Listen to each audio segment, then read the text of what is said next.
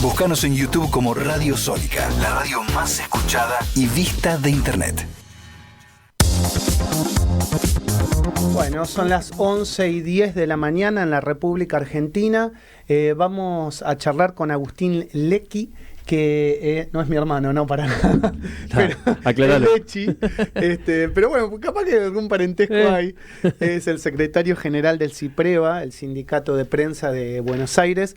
Y bueno, vamos a charlar con él de diversas situaciones que se dieron ayer en la Comisión de Libertad de Expresión en el Congreso, donde muchos periodistas y el sindicato, por primera vez en la historia de la comisión, pudo ir a exponer, a contar la problemática del sector. Y me parece interesante que lo escuchemos porque realmente, muchas situaciones del país son complejas, difíciles. Nosotros te las contamos acá todos los días, pero la que viven también los trabajadores de prensa no es mejor, ni mucho menos. Agustín, un placer charlar contigo. ¿Cómo estás? Hola, ¿cómo andás? ¿Todo bien? Bien, todo bien. Tocayo, pero apellido. Sí, exacto. Che, Agustín, bueno, ¿cómo está la situación de los trabajadores en general y bueno, lo que se está viviendo en estos 7 meses del gobierno de Milei? Bueno, la verdad que la situación es muy, muy crítica. Yo creo que hay una mezcla de confusión de muchas personas que rodean al gobierno nacional con cuestiones de prejuicio ideológico, con temas como la pauta publicitaria estatal, los medios públicos, las nuevas tecnologías, el funcionamiento de los medios privados y de otros medios, y después con un plan sistemático ya de silenciamiento, de censura, que tiene un objetivo concreto, porque el amedrentamiento que sufren muchos periodistas, muchos medios de comunicación, desde medios autogestivos en su financiamiento, hasta grandes medios privados, como yo ayer en la comisión contaba el caso de Editorial Perfil, sí. En un contexto donde los trabajadores y trabajadoras de prensa tenemos mucha precarización laboral, magros salarios, es un combo explosivo para que hoy la actividad, la verdad, que esté pasando un momento muy complicado donde a los medios les cuesta mucho subsistir, y ni que hablar a los periodistas, a los trabajadores y trabajadoras de prensa, que tenemos 2, 3, 4 trabajos para llegar a fin de mes. Y en algún momento ayer, mientras intercambiábamos ideas en la comisión, también decíamos, ¿viste? Lo primero que se agarraron con los medios fue el tema de la pauta, ¿viste? El periodista pautero o el medio pautero. Y uno dice, ¿qué mejor? Pues yo lo he esbozado en este programa, ¿qué mejor que saber cuánto dinero le da a un medio o a un periodista el Estado, no para hacerse rico, sino para ayudar a sostener a lo mejor un alquiler, el pago de la luz, a lo mejor es una ayuda para poder dar trabajo, ¿no? Sí, primero lo que hay que aclarar con la pauta publicitaria estatal es que el gobierno tiene la obligación de contarle a la población determinados actos que tienen que ver con el funcionamiento de la comunidad, una campaña de salud, una campaña escolar, y eso se pauta en los medios tradicionales porque tienen determinadas reglas y las plataformas pueden complementarlos a los medios, y eso está muy bien, pero no los reemplazan. Así como cuando hay campaña electoral, los medios tenemos la obligación de que todos los partidos políticos tengan determinado espacio, una tanda publicitaria y demás. Entonces, plantear la eliminación de la pauta publicitaria es, como vos bien decís, yo creo que es mucho más sano para la democracia y mucho más transparente que eso sea claro. Blanqueado. Nosotros siempre planteamos históricamente que tenía que haber criterios, claro, que la pauta tiene que ser con un criterio claro, que tiene que tener un criterio federal, que vos tenés que saber por qué le asignan tanto a tal medio y no a otro, y de esa manera vos eliminás lo que es un toma y daca para que sucede, que ha sucedido en muchos gobiernos y sucede hoy en algunos municipios, en algún gobierno provincial, que la mejor manera es que eso esté regulado y que vos sepas por qué, que ahí después podemos debatir si tiene que ser el criterio de audiencia, si tiene que ser el criterio, una mezcla de distintos criterios, pero nosotros siempre reivindicamos una pauta democrática y federal. ¿Sabés que ayer, Agustín, fui a la noche a la presentación de un libro de Delfina Rossi que decía, presentaba Conducir el Capital? Entonces, es un poco esto, es políticas de Estado para conducir determinados sectores. En este caso estamos en los medios de comunicación. Hablando de los medios de comunicación, ¿por qué no podés conducir la pauta? Sí, ya sea la pauta, y lo mismo nosotros hemos planteado con respecto, por ejemplo, a las plataformas, al rol que tienen que tener los medios públicos, eh, con los medios comunitarios. Bueno, en la ciudad de Buenos Aires hay una ley, por ejemplo, eh, para los diarios y medios locales, barriales, y eso para mí es positivo, es Sí, muy medios importante. vecinales de la ciudad. Claro. Eh, Así que bueno, nada, me parece que en eso, obviamente que no estamos para nada de acuerdo, se plantea como que de esta manera resuelven los grandes conflictos del gasto público, pero al mismo tiempo, en paralelo, condicionan el acceso a la información pública, es decir, hay muchos problemas con un nuevo decreto. Bueno, yo ayer denunciaba el silenciamiento de los medios públicos. Digo, hay distintas cuestiones que lo que nos hacen es ver una situación general para los medios de comunicación que es sumamente preocupante. Agustín, ¿cómo está Canal 7 hoy? Y muy complicado porque, bueno, primero que el salario de los trabajadores y trabajadoras se depreció enormemente, está prácticamente congelado, no respetan. Es muy particular porque, por un lado, el gobierno pretende tener una televisión pública a imagen y semejanza de los medios privados, pero después no respetan, por ejemplo, las normas laborales, el salario de los medios privados. Entonces es difícil. Y después, bueno, hemos sufrido muchos recortes de programación. Nosotros estamos sin noticieros, por ejemplo, los sábados y domingos. No se han cubierto, no se han transmitido los partidos de la Selección Nacional de Fútbol, lo cual habla de un vaciamiento que a uno le preocupa lo que va a venir el día después. Pero de todas maneras, nosotros lo que queremos siempre ante los cambios de gestión, ante cambios tan drásticos como este en la gestión nacional, porque en definitiva depende del Poder Ejecutivo, aunque el Congreso de la Nación debería tener un rol que hoy no tiene, porque esta intervención pasó por arriba el directorio y la ley que regula Radio y Televisión Argentina, que está vigente.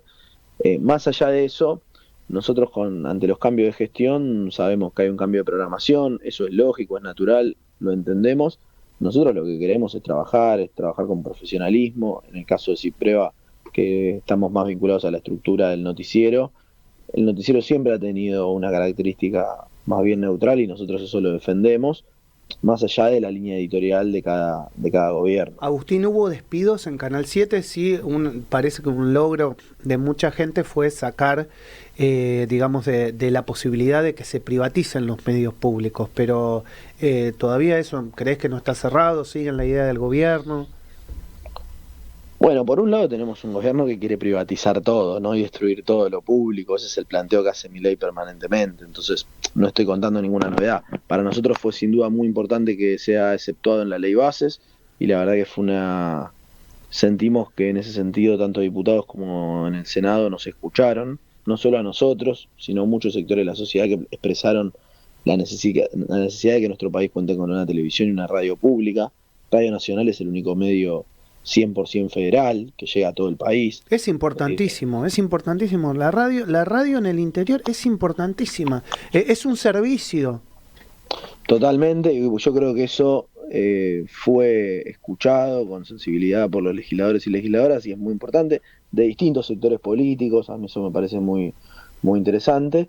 Y más allá de eso, no han habido despidos masivos, más allá de alguna que otra situación puntual que hemos denunciado en su momento, que nos genera bronca, impotencia, porque atrás de un despido siempre hay una familia, sí. Pero han sido situaciones puntuales y no hubo situaciones masivas. Sí estamos con retiro voluntarios, que bueno, mientras sea en ese terreno, es una política de la empresa que a algunos compañeros les puede servir, y ya excede el conflicto gremial, ¿no? Sí.